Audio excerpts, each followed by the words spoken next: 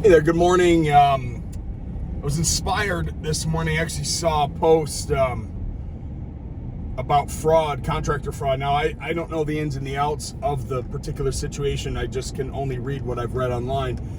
But it actually got me thinking about how fraud had happened to us as a family, to my mother and really myself, the entire family, years ago, and it kind of triggered. And I was thinking like, okay, well, what do I do in this industry right now that could possibly help somebody? Now, when I say help somebody, it could be help somebody as a contractor, or it could be help somebody as a consumer, because this goes in both directions when it comes to fraudulent activities with contractors and fraudulent activities with homeowners as well, holding out payment on a job that's been completed. So when you listen to this and read my post from today, have an open mind that it helps both parties when you think about this. So let me tell the story first, and then we'll go from there. My father had passed away back in the 80s, and it was time that we moved out of the house and kind of just go start over. And my mother had a beauty salon in the little town city that we lived in there, and up in Western New York.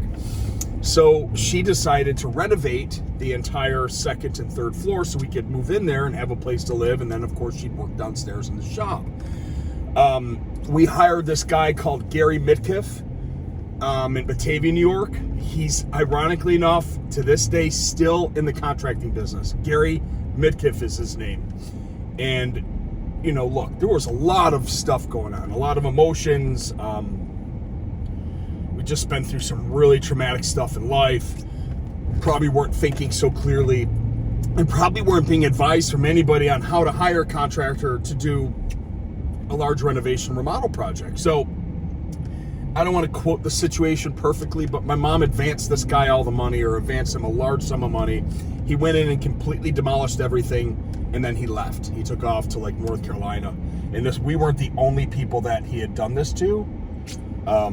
This guy, Gary Midkiff, had robbed quite a few people. So when you read my post today, understand that how financing, I don't even know, man, back in the 80s, I don't even know if this really would have been a solution for us. I was too young, I was in high school. But anyway, here's the situation. Financing can sometimes protect both parties. And when you go and read the post today that I wrote, let's think about this. Financing offered at the point of sale can help the contractor get paid at completion through a bunch of different ways. Number one, the money is sent directly to the contractor's ACH account.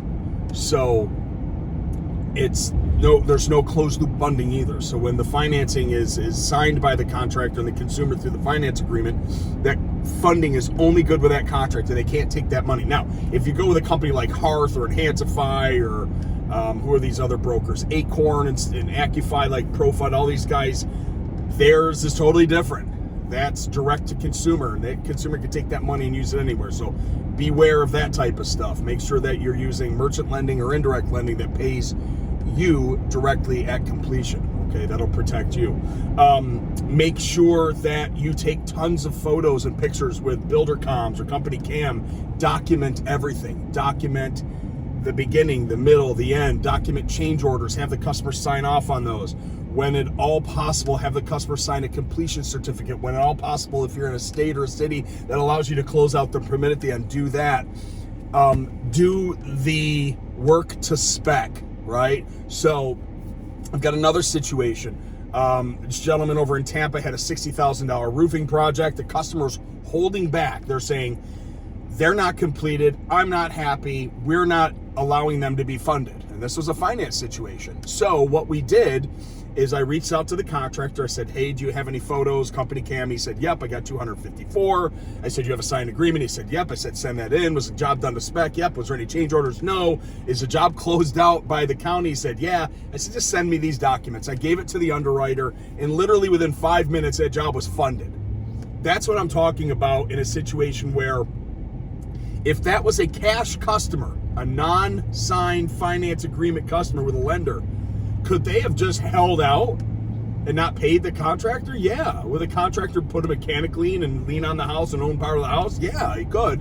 But now you're talking court costs and filing costs and all that other stuff that you guys have to do. So look, there's no magic pill when it comes to getting yourself paid.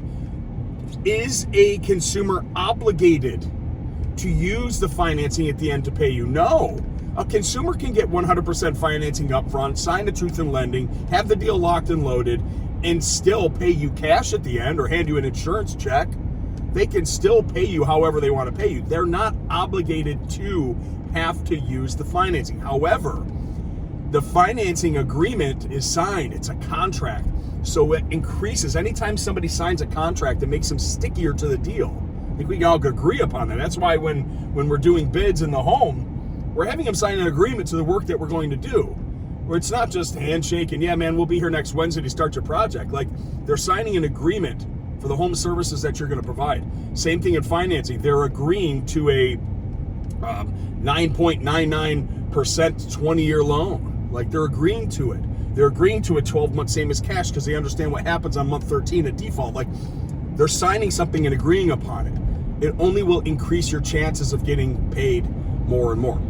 Progress pay. If you're a contractor and you've been in business for 3 years and you qualify for progress pay, draws, or stage funding, we call it, that also increases the stickiness of you getting paid at the end. Why? Well, because they're agreeing to pay you funds as the project gets completed at different particular milestones. So with us and our proprietary lender, we have 25, 25, 25, and 25. We have 50 and 50, and we have 30, 30, 30, 30, 30, 10. Or you could just get 100% financing at the end if you don't qualify. So these are the things in the financing world that can help fight fraudulent activities. Now, on the consumer's perspective, you also have some power because you're protected to make sure that the contractor does the job per spec. So this is where it really does help both parties. You're protecting the consumer, the contractor's getting protected, and the consumer feels solid that the job's going to be paid out to the contractor at completion. That's what could have protected my mother. So if it was a $50,000 renovation project, and we financed it, old Gary Mitkiff wouldn't have been able to steal our money. Gary would have gotten paid at the end. Or if it was stage funding, he would have been paid and we wouldn't have lost all of the cash. So, that's the story around how financing can help fight fraudulent activities, both on the contractor and both on the consumer side. There's no magic pill.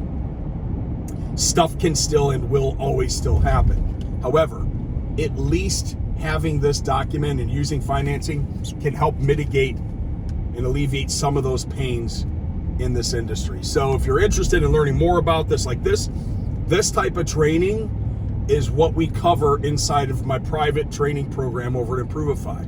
Like, anybody can go and get enrolled with a lender, and you can get your portal set up, and you can hope and pray that your sales reps sell it.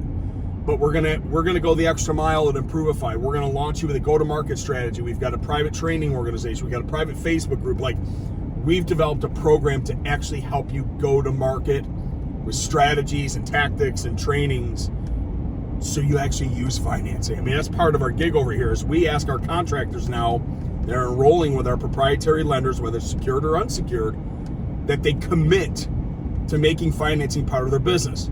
Because we've seen so many contractors get enrolled, they help their one customer, they put financing back in the toolbox, and they never pull out again. I mean, you're missing so many opportunities because you're just literally staring at one tree in a forest instead of going, wow, I can help this entire forest right now.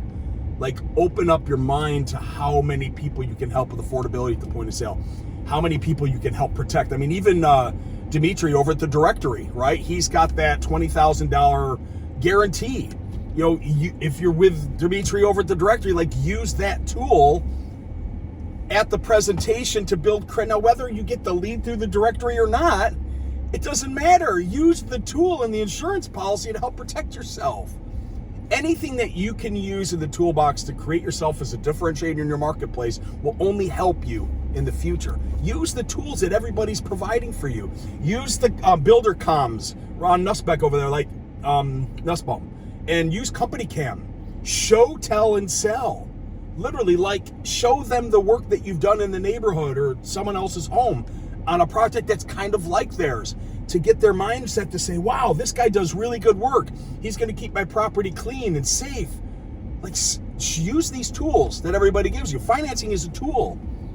The company cam, the builder comms, the directory insurance policy, these are tools to help set you up as a differentiator in your marketplace to make the difference to help you help your homeowners at the point of sale.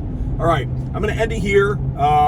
If you got any questions on this is like a really big topic. I'm just scraping like 3 or 4 little things that financing can help fight fraud for both the consumer and the contractor side. Love to work with you. Reach out to us. We'll set up a meeting, hop on a call, and I'll explain what we're doing at Improvify to do things different over here. Have a great day. Be blessed. Bye now.